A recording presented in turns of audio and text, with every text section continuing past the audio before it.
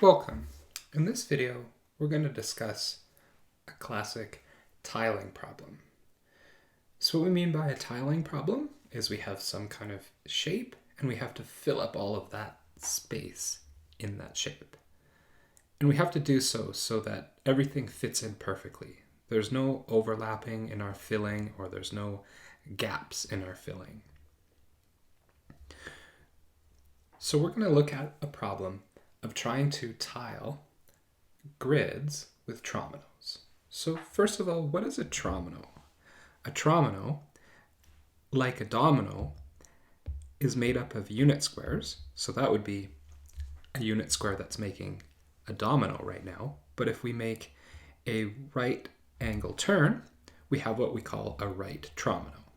And in particular, when we talk about trominoes for this particular lecture, we'll be talking about right trominoes. So the warm-up problem tells us to remove one square from the grid. So let's say we remove this one right here. And then to try to tile the rest of the grid with trominoes.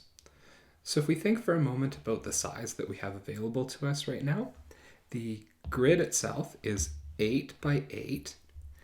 So 8 by 8 makes an area of 64.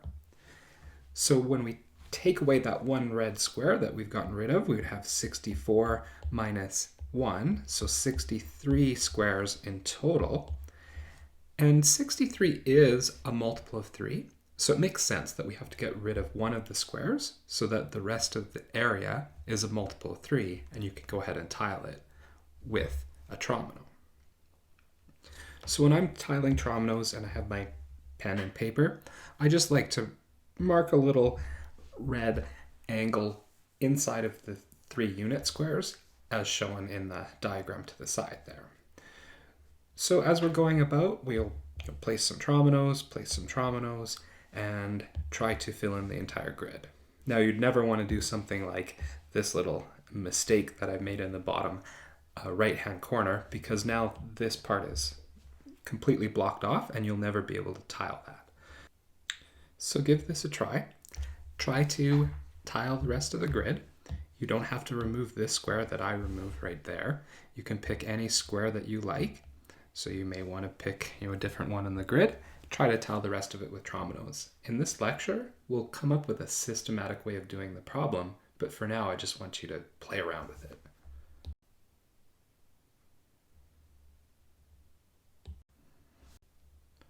All right, so we've set up some formal definitions on this next page. So a right tromino, as shown in this picture here, is made up of 3 unit squares, as we've been playing around with earlier in our video. So a board, if we take a grid or a board of unit squares and there's one square missing, we call that board deficient. So we may need that for the area to match up with a multiple of 3 for the right tromino to actually have a chance of doing the tiling. And then finally, we say a board is tiled if you can fit everything together with no gaps or overlaps and perfectly fill up the shape.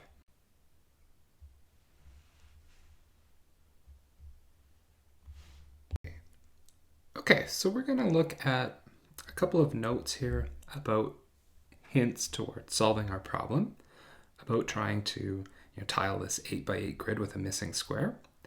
The first hint is about symmetry, so let's read through what it says. It says, suppose we are given an n by n deficient board, so it might not be for the 8 by 8 board, but in general as well. We can always rotate this board so that the missing square is in the top left quadrant. So further, if you like, you could reflect the board along its main diagonal. So using this symmetry, let's say you wanted to look at all cases where that missing square could possibly be. So there, every possible case, all 64 of them, all 8 times 8 of them.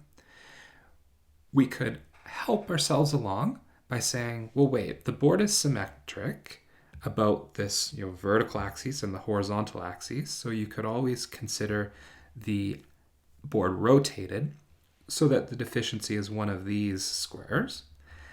And then furthermore, if you considered a diagonal symmetry, you could say, well, we only need to consider this little quadrant here. and that would cover us for all the possible cases by symmetry. So that's what note 1 is all about. In note 2, we go a little bit further. So let's read exactly what it says. Given an 8x8 deficient board, as we said in note 1, we only need to look at cases where the missing square is in the region that's shaded. Okay, now let's notice that if we divide the board into 4 quadrants, so we'll think of quadrant 1, quadrant 2, quadrant 3, quadrant 4, we can actually view this 8x8 grid as 4, 1, 2, 3, 4 deficient 4x4 grids. The idea is that one of these squares is deficient, so there's one deficiency in the top left. This square is deficient, it's missing from this 4x4 section, and this section here is missing that square to become deficient, and finally this section here is missing this square to become deficient. You could continue this process to make deficient 2x2 boards. As we're thinking, this style of problem solving is really an inductive proof. So we're going to prove our problem in general by induction, and then you could return to the 8x8 board if you like. Okay, so here's our induction problem. And all the way throughout this lecture, we're going to define P sub n as any deficient n by n board can be tiled with Trominoes. We're going to notice that sometimes Pn is false. It might not always be true for every single n by n board. Where we're going to start is with powers of 2. We're going to try to prove this is true for every n value bigger than or equal to 0 as a power of 2. So for 1, for 2, for 4, for 8, for 16, and so on and so on and so on. So let's start with our base case. What we want to do with a base case is show that the n equal to 0 case can be solved, meaning that we can tile a grid that's of size 2 to the power 0 by 2 to the power 0. So we would like to show that such a grid can be tiled. Okay, so what would a 2 to the 0 by 2 to the 0 grid look like? Well, that would be just a 1 by 1 grid. So there's my 1 by 1 grid. But the key is here that this grid is deficient, so it also has to be missing a square. So there's my missing square. Now it's a deficient 1 by 1 grid, and it is already tiled. There's no space to fill up. There's actually no tiling to do. There's no space at all, and we fit all the conditions of a tiling problem. So my deficient 1 by 1 grid is already tiled. So therefore, P sub 2 to the power 0 is true. Or in other words, therefore, P sub 1 is true. Now let's move on to our inductive step. So in the inductive step, we want to show that P sub 2 to the power n implies P sub 2 to the power n plus 1. And we would like to do this for every n value bigger than or equal to 0. All right, so to show that P sub 2 to the power n plus 1 is true, we would first want to start ourselves off with a grid of that size. So there's my grid, and each side of this square is of length 2 to the power n plus 1. And also, this grid is missing one square. So there's my missing square, and let's remember that this square can be considered in the top right part because of note number 1 previously in this video. Now, what do we get to use to help us solve this problem? We get to use P sub 2 to the power n. And what does that mean? It means that if we had a grid that's 2 to the n by 2 to the n, and it's deficient, then we could go ahead and tile it. So how about we section off part of our grid in the top left so that we can see a 2 to the n by 2 to the n grid. Okay, so there's a 2 to the n by 2 to the n grid in the top left, and we know that that can be tiled by p sub 2 to the power n. Now, there's still the rest of the board to be tiled, but we can think back to note number 2 from the previous part of our video that said if we make a grid out of what we have here and then place one tromino in the center, so if I grab onto the center, pull out 3 unit squares, those 3 unit squares now become deficient, and it gives us 4 deficient 2 to the n by 2 to the n squares.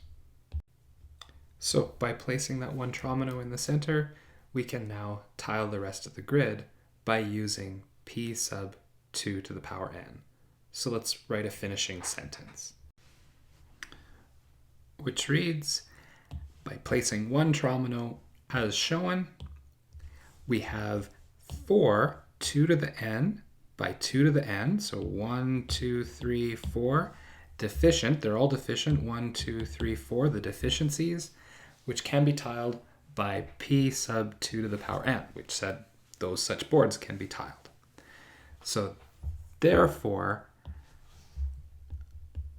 our inductive step is complete, and in particular, therefore, p sub 2 to the power n plus 1 is true. So what we have is that when we can tile the 1 by 1 deficient grid, then we know that we can tile the 2 by 2 deficient grid. And when we can tile the 2 by 2 deficient grid, we know that we can do the 4. And when we know the 4, we can do the 8. And when we know the 8, we can do the 16, and so on, and so on, and so on. So this should help us with that original problem that we looked at in the starting of our video.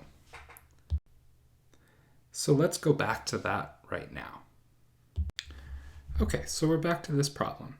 Let's say, for example, you happen to choose this square to remove. It could be any square in the entire grid.